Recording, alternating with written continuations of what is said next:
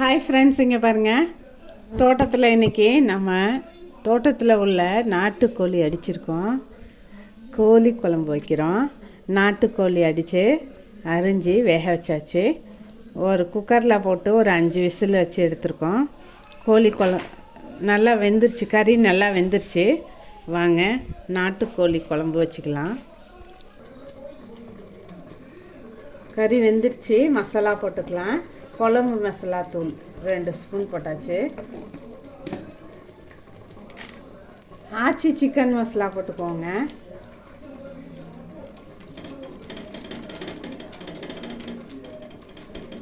ரெண்டு ஸ்பூன் ஆச்சி masala, chicken masala 2 spoon போட்டாச்சு. 1/4 spoon மஞ்சத்தூள் போட்டுருக்கேன்.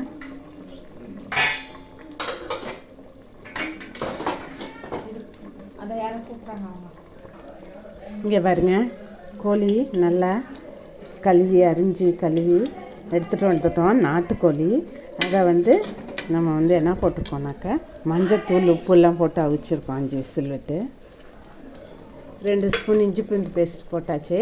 வேக வைக்கும் போதும் 2 ஸ்பூன் போட்டோங்க. இப்போ 2 ஸ்பூன் போட்டாச்சு. வாங்க நம்ம அரைச்ச மசாலா போட்டுக்கலாம். வெங்காயம் தக்காளியை வதக்கிட்டு அரைச்சிருக்கோம்.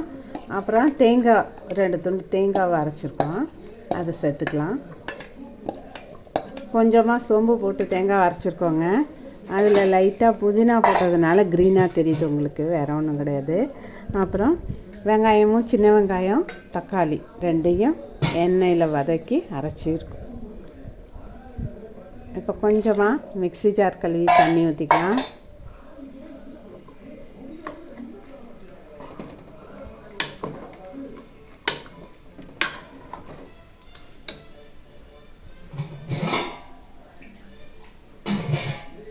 தேவையான அளவு 1 கிளாஸ் தண்ணி ஊற்றிக்கிறோங்க. நமக்கு அப்போ தான் கிரேவி நல்லா கிடைக்கும். அதுக்காக சோறு கூட தான் சாப்பிட போகிறோம் நாட்டுக்கோழி குழம்பு. அதனால் அது கொஞ்சம் கிரேவி தேவைப்படுதில்ல, அதனால தண்ணி ஊற்றிருக்கோம். வாங்க தேவையான அளவு உப்பு போட்டுடலாம். இப்போ போட்ட மசாலாக்கெல்லாம் தேவையான அரை கை அங்கே பாருங்கள். நீங்கள் தேவையான அளவு போட்டுக்கோங்க. அரை கை போடுறோம் நாங்கள். ஏற்கனவே கறியை வேக வைக்கும் போது உப்பு, இஞ்சி பூண்டு பேஸ்ட்டு, மஞ்சத்தூள் அதெல்லாம் போட்டு தான் வேக வச்சுருக்கோம். அதனால் இப்போ மசாலாவுக்கு தண்ணியெல்லாம் ஊற்றுறோம்ல, அதனால் அரை போட்டுருக்கோம். கல் உப்பு போட்டுக்கோங்க. அதனால் அதை ஸ்பூனில் சொல்ல முடியாது, கையால் அள்ளி போட்டாச்சு. சரி, இப்போ குக்கரை மூடி கொதிக்க விட்டுடலாம். இங்கே பாருங்கள் ஃப்ரெண்ட்ஸ், குழம்பு கொதிச்சிருச்சு. குழம்பு நல்லா கொதிச்சிருச்சு. மசாலா வாடெல்லாம் போயிடுச்சு. மசாலாலாம் நல்லா வெந்து அங்கே பாருங்கள் எண்ணெய் தனியாக பிரிஞ்சு வந்துருச்சு. வாங்க குழம்ப தாளிச்சிக்கலாம். தாளிக்கிறதுக்கு பக்கத்தில் எண்ணெய் சட்டி வச்சாச்சு. இதே நல்லெண்ணெய் ஊற்றி தாளிப்போம். எதையும் நல்லெண்ணெயை 2 ஸ்பூன் ஊற்றுறோம். கடுகு போட்டுக்கலாம்.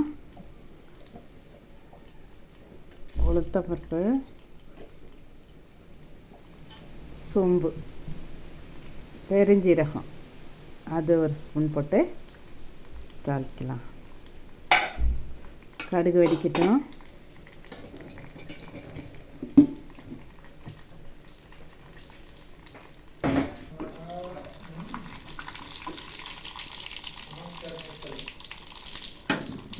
கடுகு வெடிச்சிருச்சு.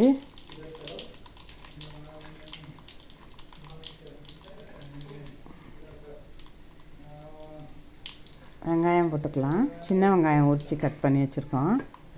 சின்ன வெங்காயம் போடுறோம்.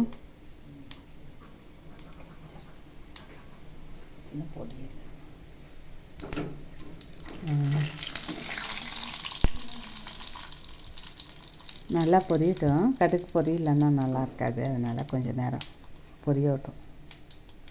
இப்போ தான் சத்தம் வருதுங்க, கடுகு பொரியிட்டு.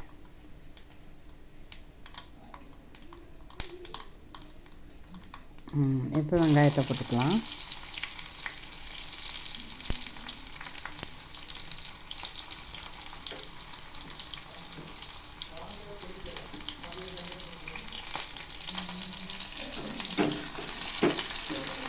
வெங்காயம் வேகட்டும்.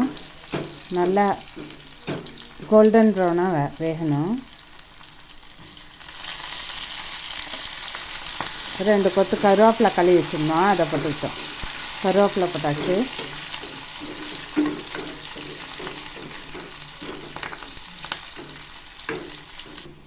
பாருங்கள், எண்ணெய் வெங்காயம் நல்லா கோல்டன் ப்ரௌனாக வெந்துருச்சு. இப்போ குழம்புல ஊற்றிக்கலாம்.